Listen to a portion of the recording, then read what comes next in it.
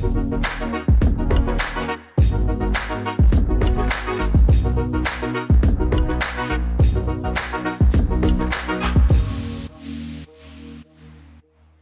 it going, everyone? And welcome to the Bot Podcast, where we interview movers, shakers, and talk all things conversational user interfaces.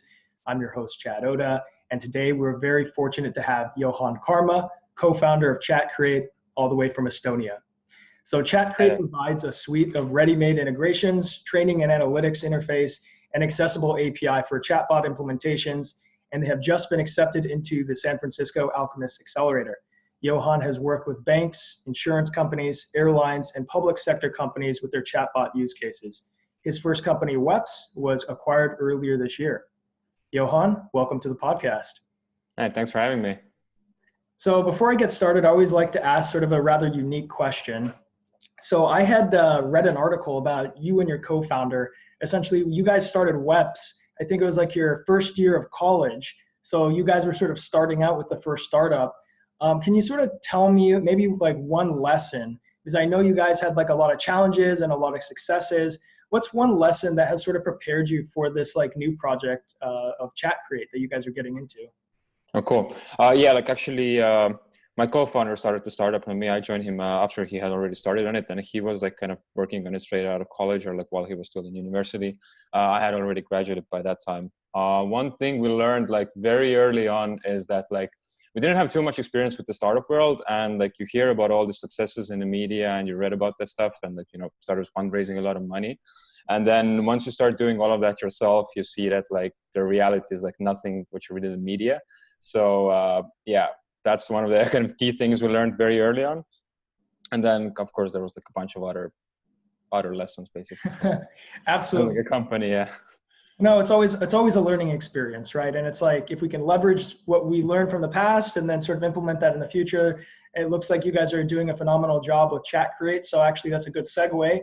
Why don't you sort of talk a little bit more about ChatCreate? You know, what's the customer need or market opportunity that you guys are looking to address with right now? So kind of the way we started, or kind of we figured out that we want to work on ChatCreate, and the specific problem that we are solving now is like we just started actually reaching out to companies and asking them, hey, do you want a chatbot? And then we were working on a bunch of different chatbots, lead generation, lead nurturing, kind of more like Facebook Messenger and like marketing objective like chatbots. And then we started also doing kind of customer service chatbots that are more like the natural language processing side of things, where the chatbot actually has kind of conversational abilities. And kind of through that, we saw like a bunch of different challenges that exist in the industry right now. So for example, hold on, let me just turn off this thing here. Sorry about that. Basically, we are building, or like we built pods like using ManyChat, ChatFuel, Dialogflow. I think these three are like one of the kind of most popular platforms for building chatbots. And we saw that like even though today it's like quite easy actually to now like set up chatbots, quite easy to set up like, you know, the rule-based part of a chatbot for Facebook Messenger, or even like with Dialogflow you can quite easily set up some natural language processing and like kind of human language understanding into the chatbot.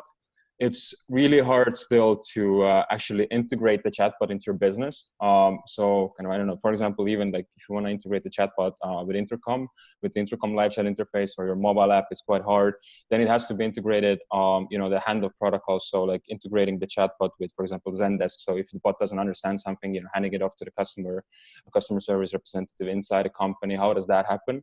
So all those little things. And also like, for example, once you launch the bot, actually then most of the work begins. So you need to like kind of monitor it, analyze it, maintain it, make it smarter. And it's quite hard to do it today. And so we are kind of working on fixing that, or like that's how we arrived at the business. Cool. So you guys are sort of like stitching together sort of the ecosystem of, all these different components and making it really accessible. So, you don't have to spend a lot of time doing all the custom piping in the back end for yourself. Yeah.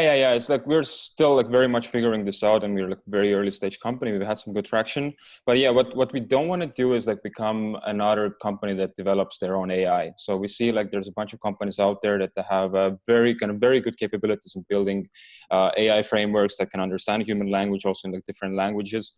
So we don't want to do that. We want to do the rest of the stuff, which is like kind of integrating that AI into a business's processes or into our clients' businesses, basically.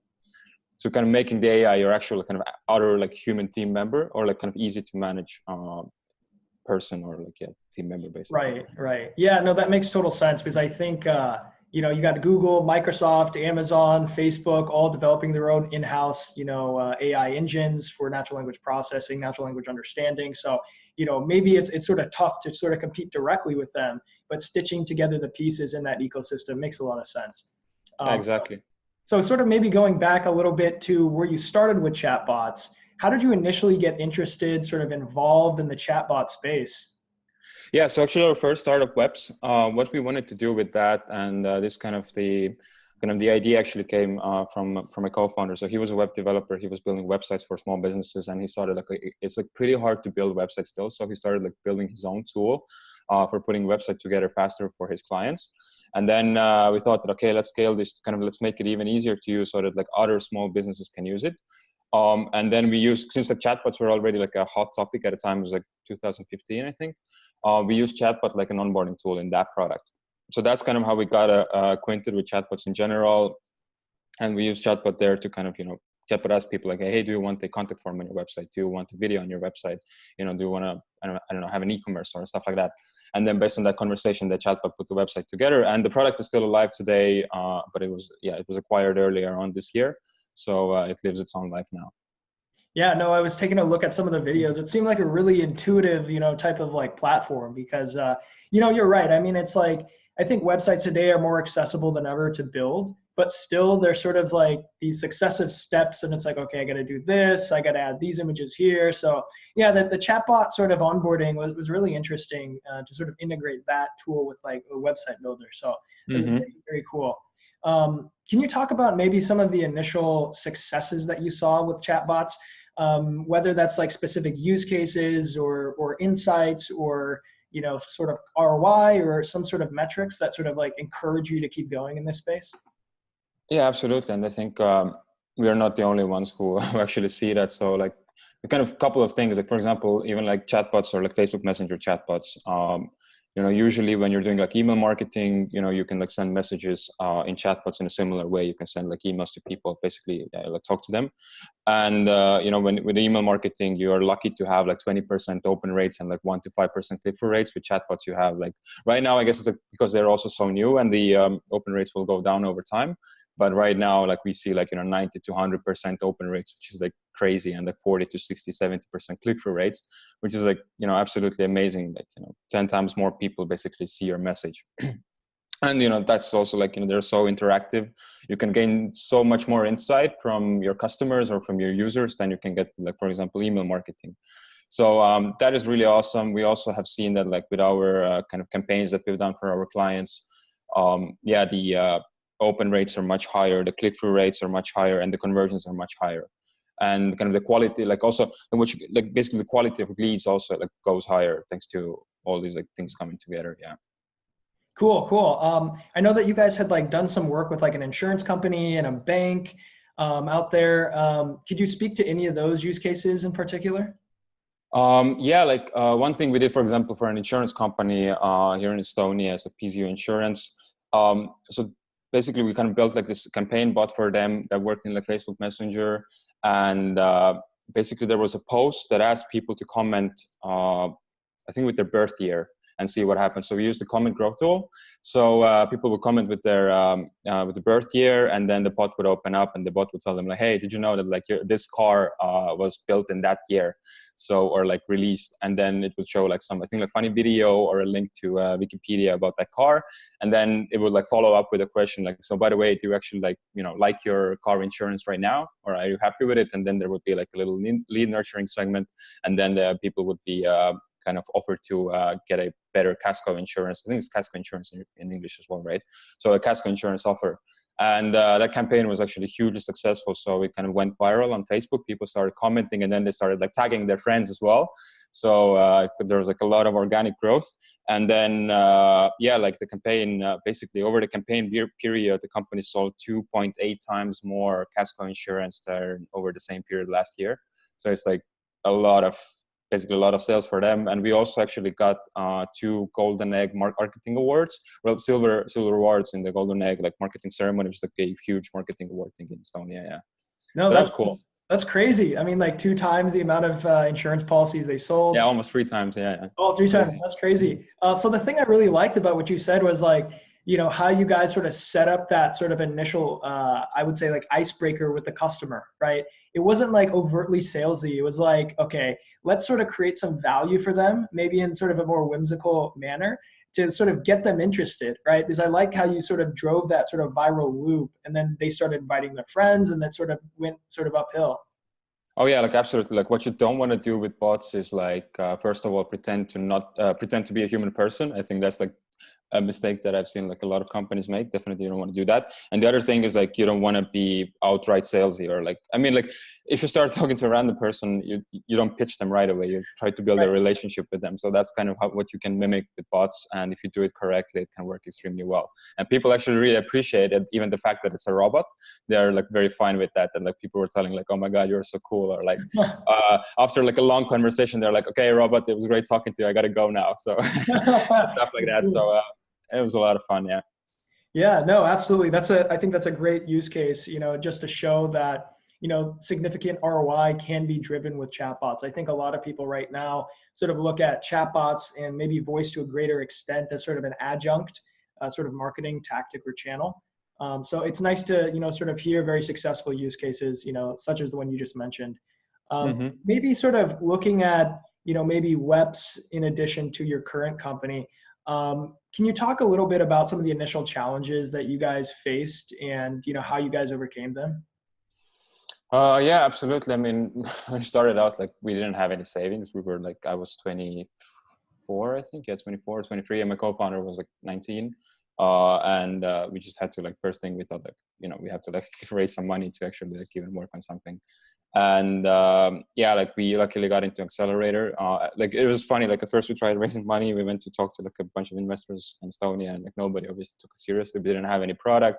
We even just had some slide deck basically, and that was it. We didn't have any even customers or anything. And they were like, yeah, well, first of all, you should like maybe go get some beta users or customers or something. So we did that, and then got into an accelerator. Yeah, and then kind of kept growing from there. We realized that kind of building or getting growth in like with a B2C company is extremely tough. And Mm. especially, for example, in the previous industry, we were like in the website builder space or like website building space. It's such a competitive space already. It's like very hard to kind of get your unit economics to work. Mhm. Yeah, like that was, yeah. So like a bunch of challenges, like, I don't know, hiring people, firing people, definitely like kind of scaling your team before kind of achieving product market fit, I guess, is a yeah, shouldn't maybe do that. Also, there was like a bunch of little things. Mismanaging, I guess, like expectations. Also Yeah, I important. Yeah. think that's like quite prevalent, throughout the chatbot and voice space, right? So I don't think it's atypical to you guys. Were there any like specific like chatbot challenges that you guys saw? Like, because I know there's really no best practices or standards right now for user experience or what the interplay is with NLP. When you guys were like building these experiences for like companies or even for yourself, were there like any challenges that you guys did something and it's just like, this isn't working out, not sure what's going on, and then you guys saw something through the data and it was like, okay, let's try this, and it worked? Yeah, so like for example, we had this real estate client for whom we ran a couple of campaigns. So kind of we did a lead generation or lead nurturing campaign for them for one specific like house that was being built and generating like interested buyer leads, and it worked extremely well. And then what we did was like they wanted like to use the same kind of model for other developments, and then we kind of at first we pretty much kind of copied everything from the previous one and changed a little bit of the content, and then it didn't work at all. So like then we had to of course like figure out like what went wrong there. One of the things maybe that, for example, you shouldn't do with bots is like try to put too much into it. Or like for example, if you have two houses that you're trying to sell with a real estate bot, then you shouldn't, for example, have run like one set of Facebook ads or like one Facebook ad, and then try to kind of divide those leads or like offer those leads kind of both of those houses, and then kind of your funnel divides into two inside a bot. So this is probably like not a good thing to do. I guess in general, like inside a bot, you should like try to have like one specific outcome that you want people to get to, and kind of stick to that, and not try to kind of put in as much stuff into the bot as, I don't know, you might, like a lot of companies that get these ideas, like let's put this, let's put that, let's put this. And then in the end, like the bot achieves nothing actually. No, I absolutely agree with your sentiment. You know, I think there's really two primary use cases with chatbots from like a very, very fundamental level. Like either you're driving them to some sort of conversion action, or you sort of driving for some sort of efficiency action where you really don't know what the end state is going to be. You know, so I think if we're driving with conversion actions, we need to sort of think about chatbots sort of in the conventional sense of, you know, sort of a website funnel, right? It's just like drive them to convert. So let's minimize all the crap out of it. That's not going to help me convert. So absolutely agree with the sentiment there. Yeah, absolutely. I think like the two main use cases still are like kind of driving people to some specific conversion and then probably not having actually NLP inside the bot, or like deactivating it for that time. And then, you know, customer service where you have like a bunch of issues or questions that people can ask you. And then, you know, you can train the AI to answer part of those questions. And then having, of course, a very good handoff to a live human person so that like, you know, the bot can operate properly and at the same time not piss off people. Right. No, I agree. I think that is like sort of the best practice right now. It's like, you know, I don't think we're at a level where natural language understanding is, you know, at the point where it can handle the entire conversation. But I do agree with you. I think sort of the chatbot live agent handoff, it works best for now. And, you know, also it gives you like insights on where to prioritize the next set of features for the chatbot. Yeah, exactly. So I guess, you know, maybe looking ahead to the horizon a little bit with ChatCreate, like what is your end vision for ChatCreate, or what is like your sort of, you know, exit strategy that you guys are sort of running towards right now with ChatCreate? Well, exit strategy, we don't have one yet. I think there's a lot of different ways this can go. So we already, for example, are talking with a bunch of actually AI developers of like putting our platform on top of their solutions so that they can use us to integrate their solutions into their clients' businesses. So this is one potential direction. One thing that we could maybe get to pretty soon actually is, or like kind of a cool feature is that, like, for example, you are using already Intercom for live chat, or you're using already Zendesk for customer support. So you just plug us on top of what you already have, and we automatically pull the chat logs from your history. We generate the intents right away. So you don't have to actually manually put them in, and then you can just like approve them and launch the bot and it will start operating.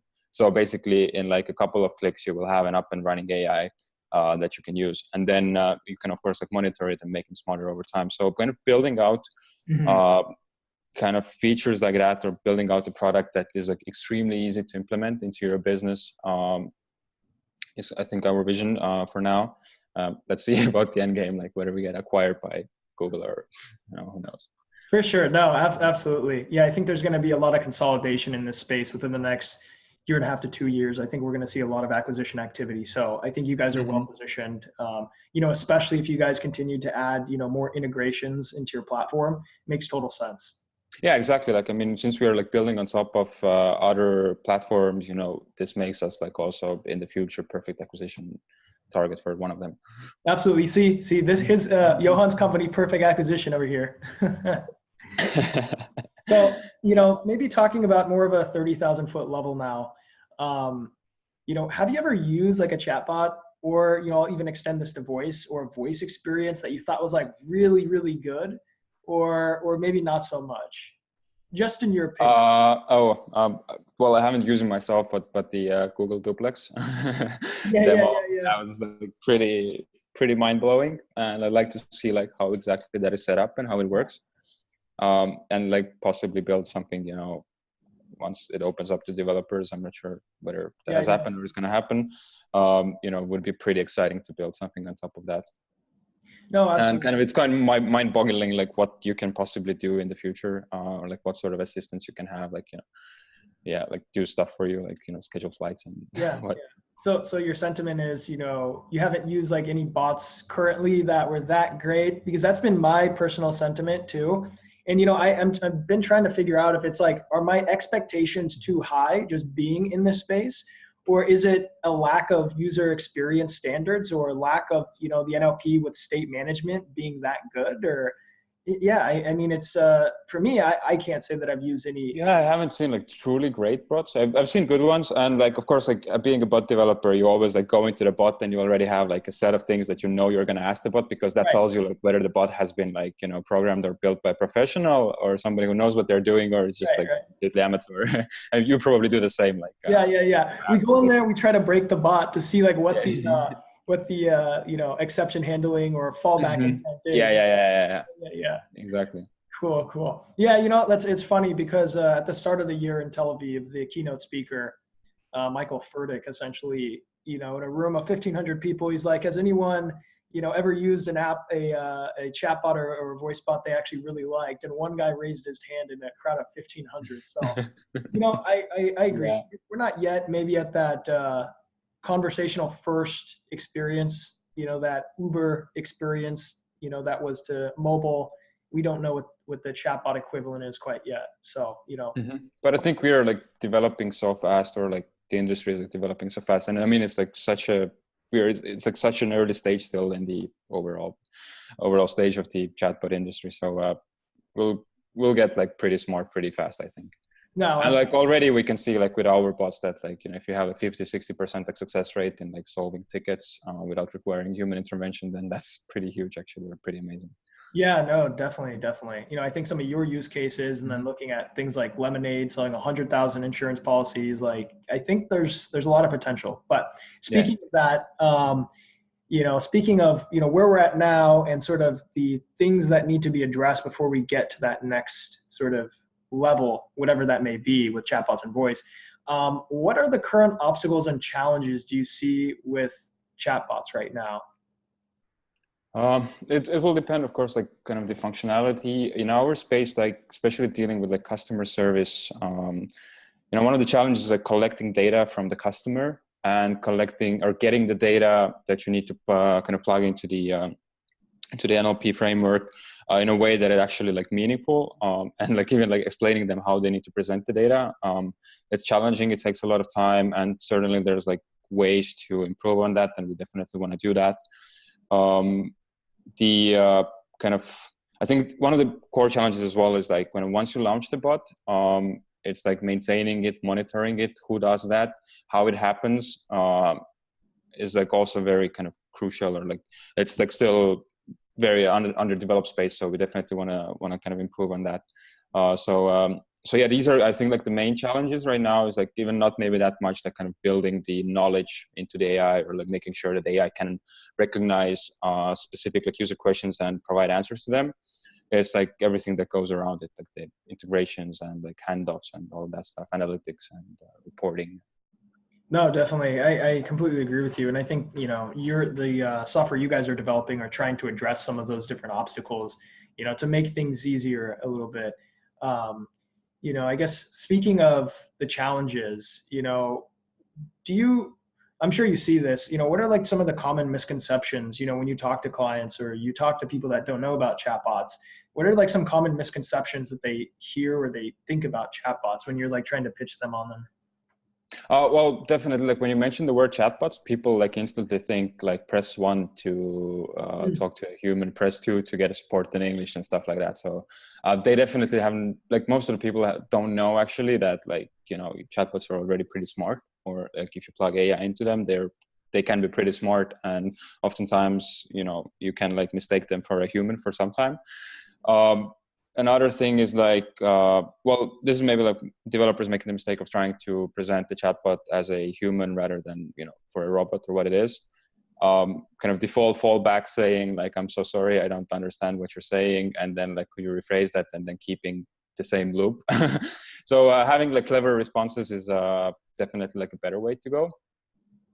Yeah, like, I don't know. Sorry, I don't know, like for example, an airline, you can be like, hey, sorry, I'm a bit jet lagged from my last flight, whatever.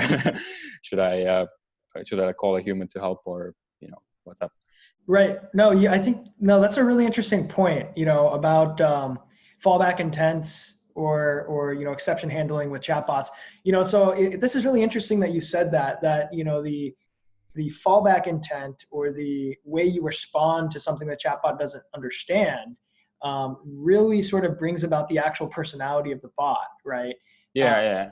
That's really interesting because I heard something similar from the CEO of Pullstring. He essentially said that, the personality of the bot a lot of times is uh, not through the actual, working conversation of the bot, but it really is illustrated when the bot breaks.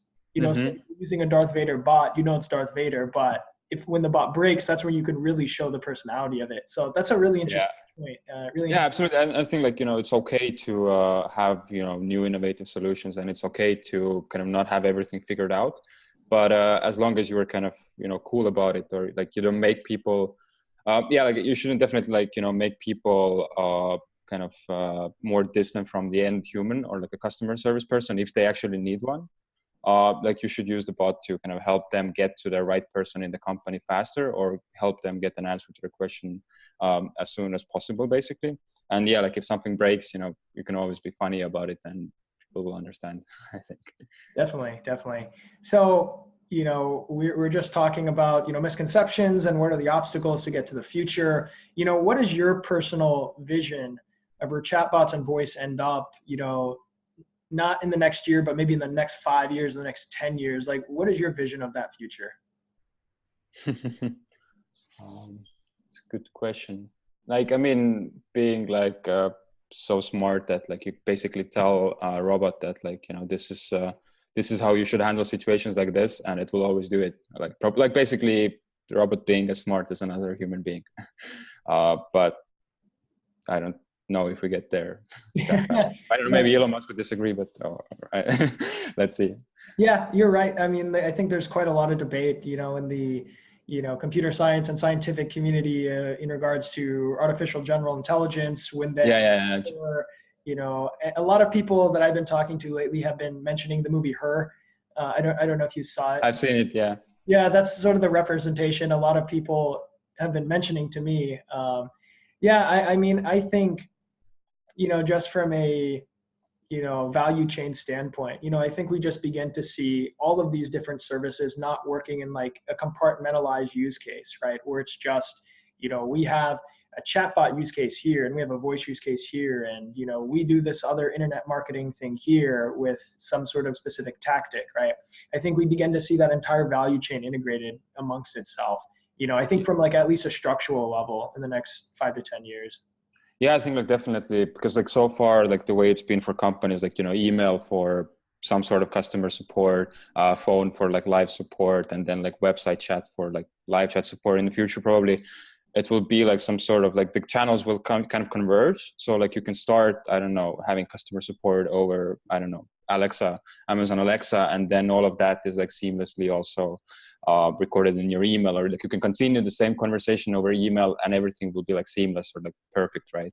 So kind of convergence between channels, like we see that already happening with like chatbots, like, for example, inside Facebook Messenger, you already will have like, lead generation and marketing, and then like this is kind of the beginning of the customer life cycle, and then kind of all the way to support or customer support happening all in the same channel. Not that like you have like, customer buying on the website, then or actually like maybe like somebody getting on call first, then, buying on the website, then they're transferred to email support and stuff like that. So I absolutely agree. channels is like, yeah.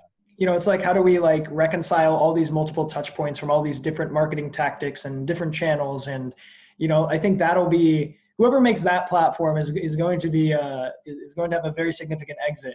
So yeah, I'm sure it's coming. I've seen some platforms sort of touching on that a little bit. But, I'm sure something, as more companies sort of address the UX and sort of whether or not to use NLP and having the analytics and, having the integrations, I think we'll begin to see the expansion of some of those sort of channel opportunities. Absolutely. Cool. So, since you guys have been in the space for a couple of years now with chatbots, other than the fact that, I think we all know that chatbots have a 90% open rate, and that was like the most crazy thing for most of us, looking at the analytics in hindsight. But what's like maybe a fact or insight that you've learned about chatbots or voice that has like really surprised you? Maybe going into it, you weren't aware of this, but then sort of working through things, you're looking at the data, or someone told you something, you're like, huh, that's actually pretty crazy. Huh. I think that happens like so often, like nothing really seems like a surprise anymore. Like so used to being surprised all the time that, um, yeah, like definitely one thing is like kind of people being more optimistic or like more positive about chatbots than you would expect. That's definitely cool. Or like, you know, people basically telling bots like, you're a bot that I love you, or like it was amazing talking to you. It's like quite awesome to read that in analytics. Of course, there's like also like people being pissed off sometimes. And then this is of course an opportunity to learn and make your bot better. Yeah, I think that's one of the kind of most important things, like, or like basically constantly like striving also like to make your bot kind of make the interaction between your client and your client's client better and more awesome than it was before. It's like, Yeah, and if you see that happening, it's amazing. absolutely, absolutely. It's funny because I actually hear that quite a lot from people. People that have not leveraged chatbots yet. A lot of them, sometimes are like, I don't know, will our customers like this? Have you seen success with this? Do people want to talk to chatbots? And it's almost like overwhelmingly, people love talking to chatbots, right? And especially when they know it's not a human. I think it's almost more revealing the type of information they're willing to disclose to these bots. And that to me was very interesting too, because I had not expected that either. But you're right. I think, the more that we sort of utilize these tools, we can get more information from the customers or the, people that are line of business or whoever to sort of drive that better conversation in the chatbot. So that makes complete sense to me. Yeah, and there's like a bunch of little things you discover like when building bots is that like people are really, really lazy, for example. So if you put like in Facebook Messenger, you can put this gallery module so that like people can like swipe right to kind of swipe between the columns. People like almost never do that. They just click on the first option or they don't click at all, right? Or like, for example, the persistent menu, like nobody almost clicks on it. I think it's like in our statistics, it's like 3 people out of 100 or something like that click on the persistent menu button in Facebook Messenger. Yeah. No, yeah, I've seen similar things. Yeah, I never really thought the persistent menu was that all that intuitive, because like unless you're really looking for that on that messenger box, you're not gonna find it, right? So yeah, like most of the people still have no idea, or like they kind of the people who interact with your bot, it's like their first interaction with a bot in their life, like most of the time, most of the use cases actually. So you have to kind of accommodate for that, or like you have to keep that in mind, right, which can be a bit hard sometimes. Yeah, no, I think maybe a good jump from that last point was, what are some best practices, either UX or development or, managing intents entities or context management, have you guys sort of discovered as you guys have been building bots for the last 2.5 years or so? Yeah, definitely. Try to keep the conversations as short as possible. And like kind of, since like bots are like most inside messaging interfaces, like what we see like also like companies often making like a mistake, or like clients trying to make a mistake first, is like they kind of put their emails into messaging basically. So they have like long paragraphs, and like this is not how humans communicate, or like this is not how we write in messaging, right? There's like short messages, like one sentence, break, another sentence. So you should keep that in mind. Maybe like not try to, we see like some bots like too many, like trying to be too human.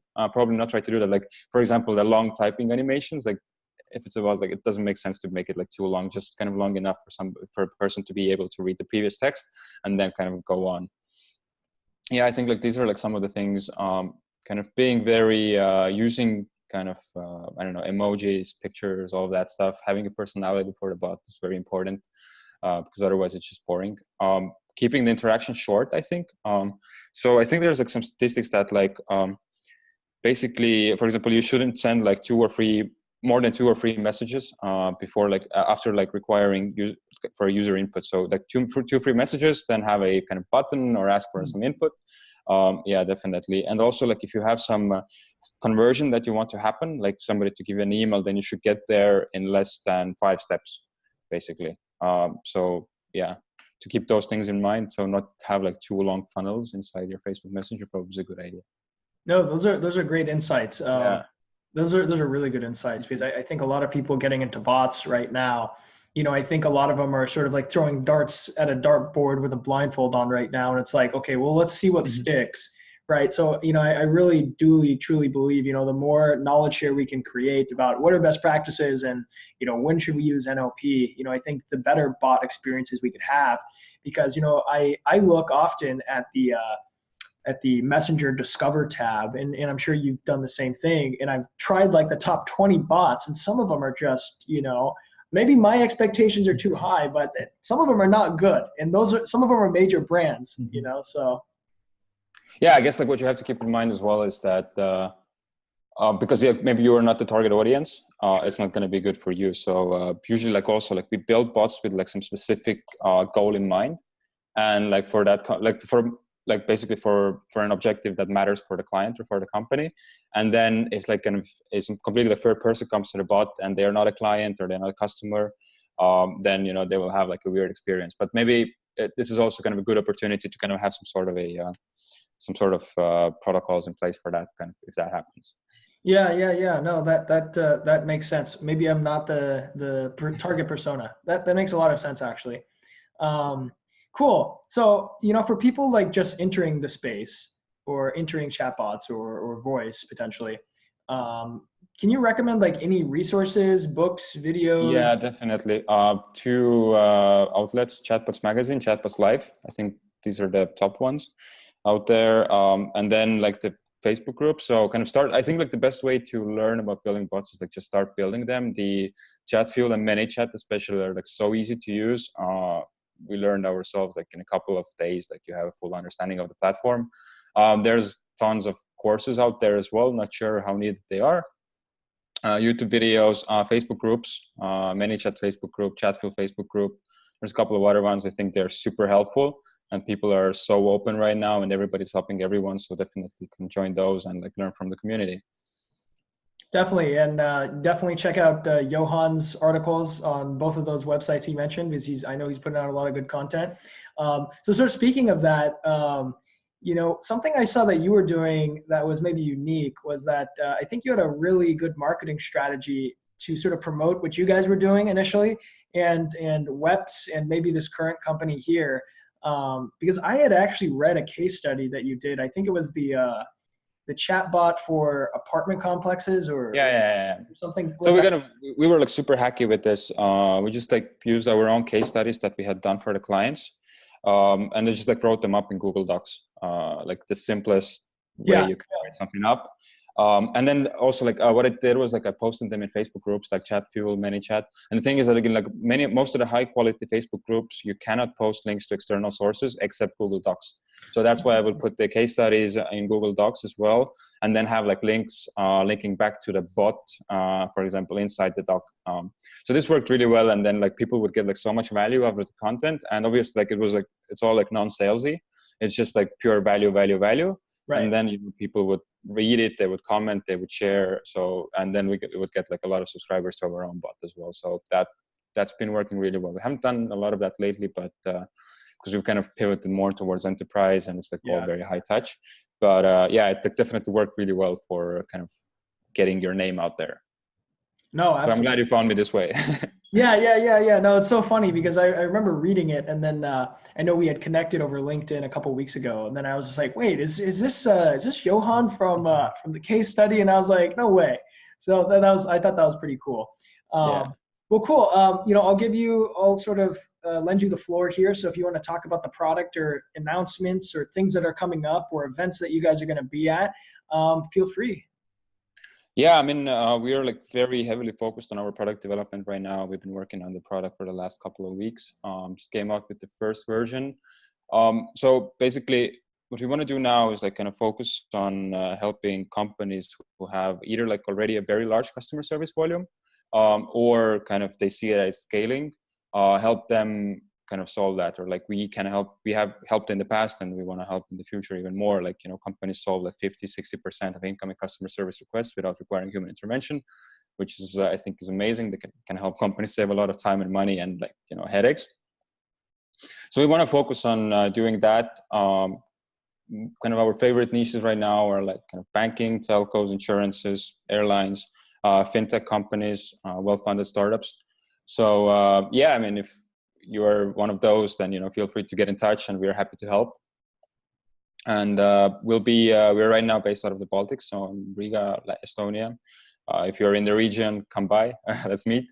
And we'll be in San Francisco starting from August. Cool, cool. Are you planning on going to Chatbot Summit in Berlin later this year? Probably no, Oh, but yeah. let's see. I mean, you never know with these things. Like things Right. on a Things daily change. basis. Things change So quickly. yeah. Cool. The last question I always like to ask our guests, because this is such a new space, and there are a lot of challenges and there's a lot of hard work. What really keeps you motivated and inspired to sort of keep going? Building new things. So like basically we can come up with like new stuff. We can be like, hey, like this is really hard. Like, kind of like, for example, we're working on a client spot and we're like training this bot in Dialogflow. Like this is really hard. Let's build something better. And then we'll have something better. We actually are like mocking up a new interface right now, or working on a new interface for training bots that we've built in Dialogflow. So excited about that. Cool. Yeah, Well, stuff like that. I mean, building cool stuff. absolutely. No, I think that's a really good catalyst to like keep you motivated. It's like you build cool stuff, people are using it, they're reaching out to you, telling you how cool the tool is. No, I think that's a great motivator.